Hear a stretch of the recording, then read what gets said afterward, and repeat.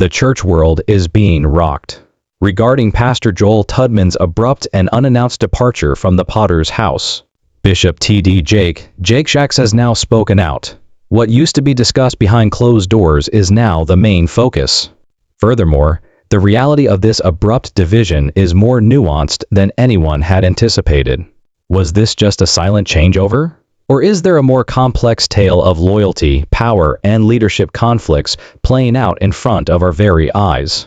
Keep an eye out, because what we're going to reveal will alter everything you believed to be true. The departure of Pastor Joel Tudman from the Potter's house wasn't your typical ministry change. It has shocked a lot of churchgoers, supporters, and even detractors. Naturally, concerns arise when a preacher of his level abruptly leaves one of the most powerful ministries in America. Why now? What actually took place in the background? Most importantly, what is Bishop T.D. Jakes' opinion on the matter? The rumors have been circulating for weeks. Discussions on social media have been lively. The church community has discussed potential causes in whispers, and the same question has been raised by many voices. Where is the truth? We're delving deeply into Bishop Jakes' eagerly anticipated answer and what it says about Pastor Tudman's exit in this video. There are facets to this story that go beyond the headlines, from the stirring sermons that moved millions to the conflicts and changes that few anticipated. In addition to hearing what Bishop Jake eventually said, if you stick with me through to the end, you'll learn about the unspoken dynamics of allegiance, legacy, and leadership that influenced this momentous occasion. And believe me, even devoted fans of both men will be shocked by some of the information in this article. We must first examine Joel Tudman's identity, his values, and the significance of his work at the Potter's house in order to comprehend why his departure has shocked so many people. Joel Tudman was more than just a preacher who appeared on stage from time to time. He was among the more vocal members of Bishop T.D. Jakes' ministry. Pastor Tudman became a favorite among many churchgoers because of his passionate preaching style, ability to relate to younger audiences, and ability to handle real-life difficulties. He didn't only perform his sermons. People who felt ignored or cut off from conventional church systems found resonance in their genuineness. Pastor Tudman's path to the Potter's house wasn't a coincidence. He was born with a gift for communication. Prior to joining forces with Bishop Jake, he had already established himself as a well-known speaker and leader. His influence, however, quickly expanded after he joined the Potter's house family. One of the reasons his resignation is so shocking is that he was frequently viewed as a bridge between generations. Someone who could convey the eternal truths of the Bible in a way that resonated with Gen Z and millennials. Tudman was more than just another assistant pastor to many members. They trusted his spiritual voice. His presence was captivating, his words were powerful, and his influence extended beyond the pulpit to include leadership, mentoring, and cultural significance. This is where things start to get interesting, though. His ascent inside the Potter's house coincided with significant changes occurring within the church itself. Bishop T.D. Jakes has been striking a careful balance between preserving his unparalleled legacy and training the new generation of leaders. Despite his continued strength and profound influence, many people believed that Pastor Tudman's presence was crucial to that change. He was viewed as a possible successor to Bishop Jakes' spiritual foundation in many respects. The question that naturally arises when a leader who has been positioned for influence abruptly leaves is, why?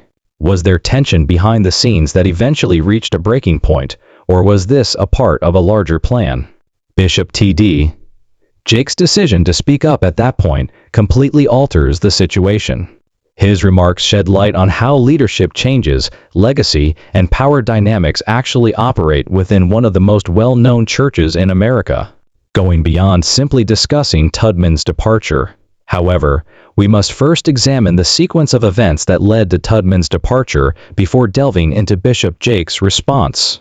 At that point, the narrative takes an unexpected turn. There is a time frame for every significant tale, and Pastor Joel Tudman's departure is no exception. The abruptness of the move and the hush that ensued until Bishop T.D. Jakes eventually addressed it are what distinguish his departure. Pastor Tudman had been a regular at the Potter's House in Dallas for many years.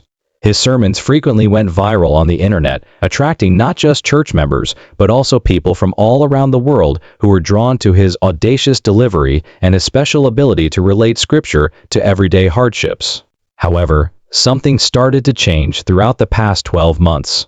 While other pastors were filling in on Sunday mornings and midweek services, attendees noted that he was missing important services. The mention of Pastor Tudman's name became less frequent. The quiet grew more powerful than words for a community accustomed to seeing him on a regular basis. Questions began to surface. Pastor Tudman is where? He has been preaching a lot, but why? And why is there no formal explanation? When Tudman's social media presence started to shift, the rumors became more widespread. His messaging changed, according to observers, with a greater emphasis on his own ministry and leadership development and less on the Potter's House brand. The rumors were only strengthened by this. Was Pastor Tudman beginning a new chapter in silence? Or was there anything going on behind the scenes that the church's officials didn't want the public to know about? It was confirmed by the middle of the year. Although Pastor Joel Tudman had formally departed the Potter's House, the events that followed left more questions than answers. No significant announcement was made, there was no goodbye party, and the pulpit did not offer a lengthy tribute. This stillness was deafening for a man of his size and influence. And that was the real start of the controversy. Members were taken by surprise.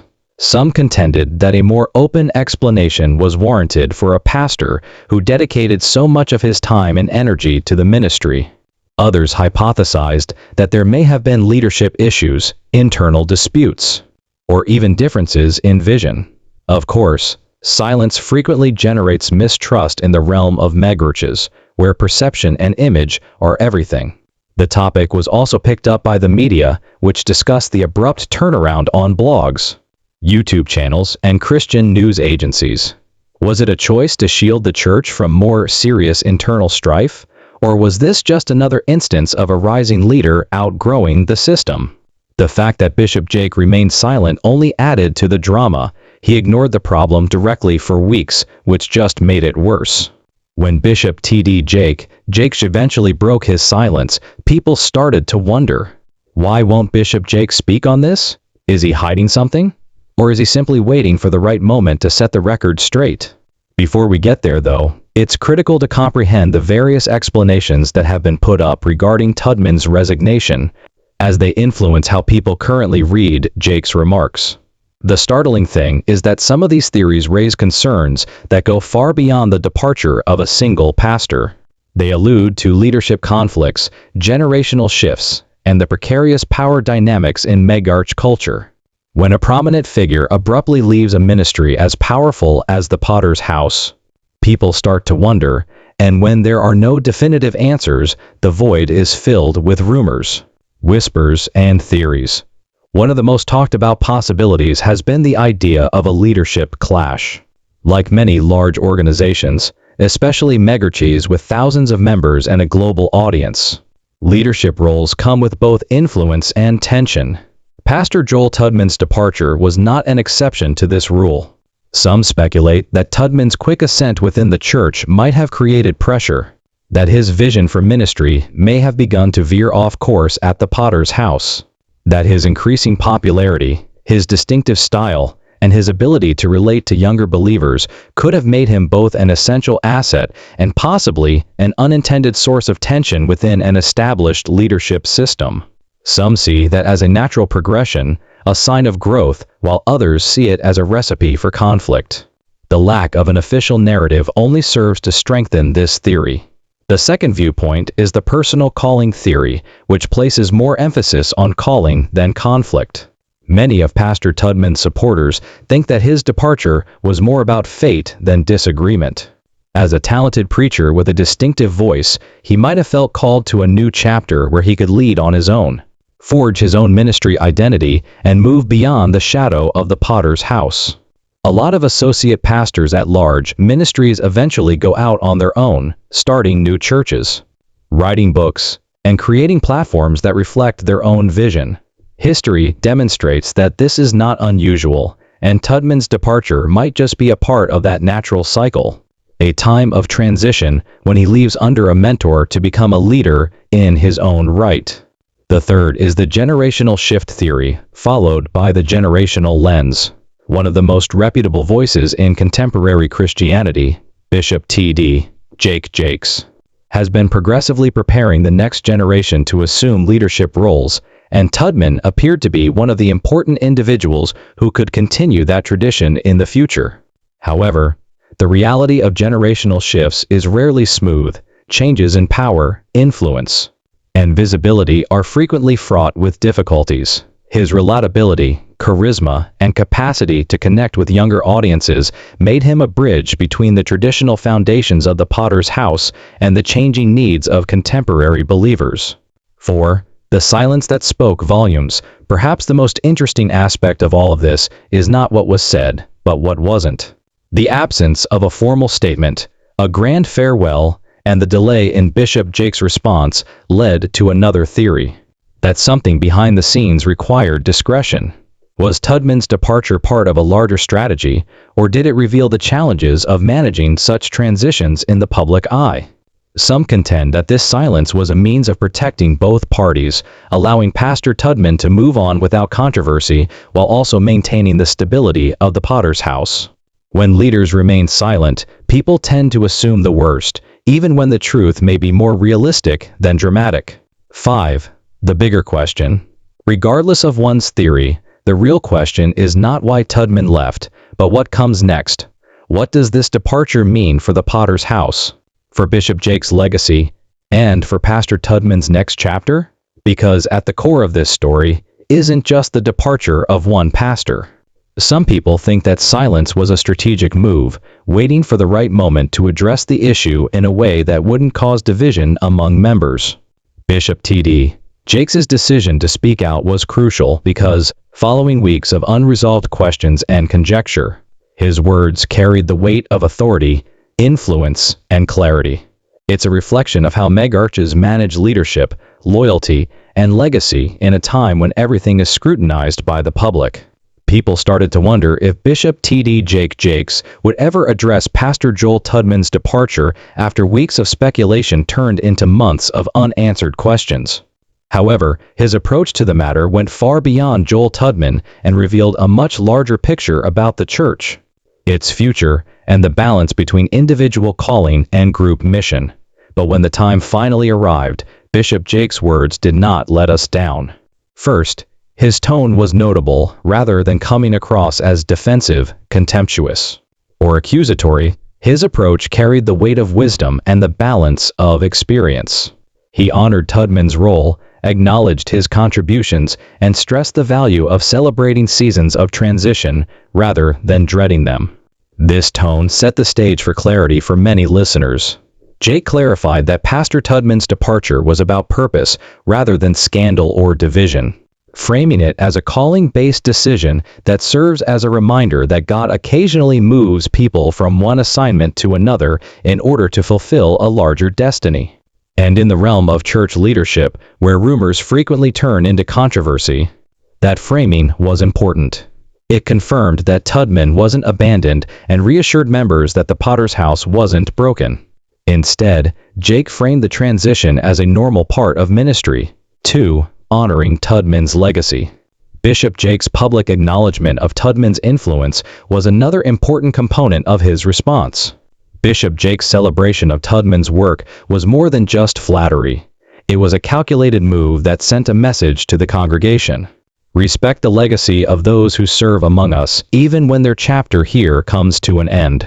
He did not minimize the years that TDM had invested in the ministry, instead praising his vigor, his love for the word, and his capacity to inspire new generations of believers. 3. The larger lesson on seasons of change. Bishop Jakes' teaching moment was one of the most impactful aspects of his message. He reminded his audience that ministry is not about staying in one role forever, but about obeying God's calling. By doing this, he changed the narrative from one of loss to one of gratitude, from confusion to celebration. This wasn't just about Tudman, it was about leadership itself. Jake utilized the opportunity to teach the congregation and the larger internet audience that change is a natural part of God's plan. People come and go, not because of failure or betrayal, but because the purpose demands it. To create space for others, leaders rise, serve, and occasionally leave. It's not an indication of weakness, but of strength. In many respects, this was classic TD Jake, using a moment of uncertainty to deliver a sermon about fortitude, faith in God's timing, and trust. 4. What he didn't say. It's interesting to note that Bishop Jake didn't engage in gossip or divulge personal information. By refusing to give rumors energy, Jake positioned himself and the church as steady, wise, and grounded, and in doing so, he closed the door to controversy.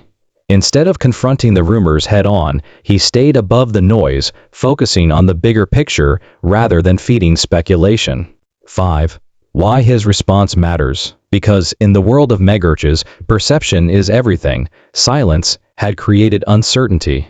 But Bishop Jake's words restored confidence. His message was clear to the members who wanted answers. The details may not be public, but the spirit of the transition is healthy. He regained control of the story, reassured his congregation, and demonstrated respect for Pastor Tudman by publicly addressing his departure. This response is important to Tudman himself as well, instead of departing in confusion. He leaves with a blessing, and the Potter's House community, while saddened, is reminded to see his departure as a new chapter rather than a broken relationship. Finally, there is a hidden layer in Bishop Jake's response that should not be missed. 6. The underlying message to future leaders. Bishop Jake's handling of the situation sets a precedent for the larger Christian community, demonstrating how church leaders can navigate transitions with grace, dignity, and wisdom without stoking the flames of rumors. Jake's role as a mentor, preparing others for their future, is reinforced by his subtle message to other rising leaders in the Potter's House. Leadership here is not about holding on to positions, but about serving faithfully until God calls you to the next assignment. Tudman's departure was framed as part of God's plan. The focus then naturally turns to Pastor Joel Tudman himself, asking what his next chapter will be and how his departure from the Potter's House will affect his future in ministry and beyond. He does this by moving the conversation from loss to legacy, from speculation to succession. One such possibility is starting his own church. For many, starting his own church is the most obvious next step for Pastor Tudman. Having preached for years under the tutelage of one of the world's most powerful pastors, Tudman has the resources, the platform, and the credibility to start a successful ministry of his own. Establishing a new church would allow him to build his vision from the ground up. He would be able to address current issues in ways that appeal to the next generation of believers and build a community that reflects his distinct voice and leadership style. If he follows this path, expect to see rapid growth as many of the people who admired him at the Potter's House may follow him into this new era.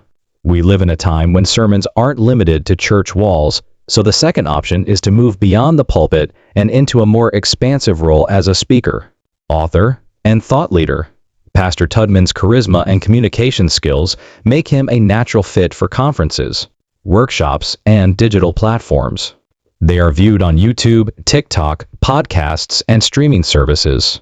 In addition to preaching on Sundays, Tudman can reach millions of people by creating content that addresses issues of faith, leadership, relationships, everyday struggles, and mental health.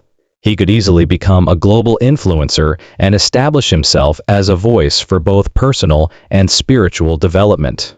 3. Cooperation with other ministries. Next, there is the possibility of cooperation. Pastor Tudman's departure from the Potter's House does not necessarily mean that he will be alone. Rather, it may present opportunities for him to collaborate with other prominent pastors and ministries throughout the nation. This pattern has been observed previously. Leaders who leave a major church frequently start giving guest lectures at conferences, joining networks of pastors, and forming alliances that broaden their influence. 4. The challenge of transition. Of course, opportunity comes with challenges. Ministry transitions are never easy. It takes time, resources, and resilience to build a new platform. Tudman may have to deal with criticism from those who doubt his decision, as well as the pressure to establish himself outside of Bishop Jake's shadow. Tudman's passion and authenticity could make him a sought-after voice, allowing him to bring fresh energy wherever he goes. However, if his past demonstrates anything, it is that he thrives under pressure.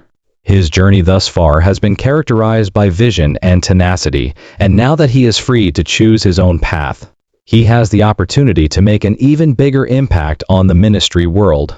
5. Why his future is important to the Potter's House legacy.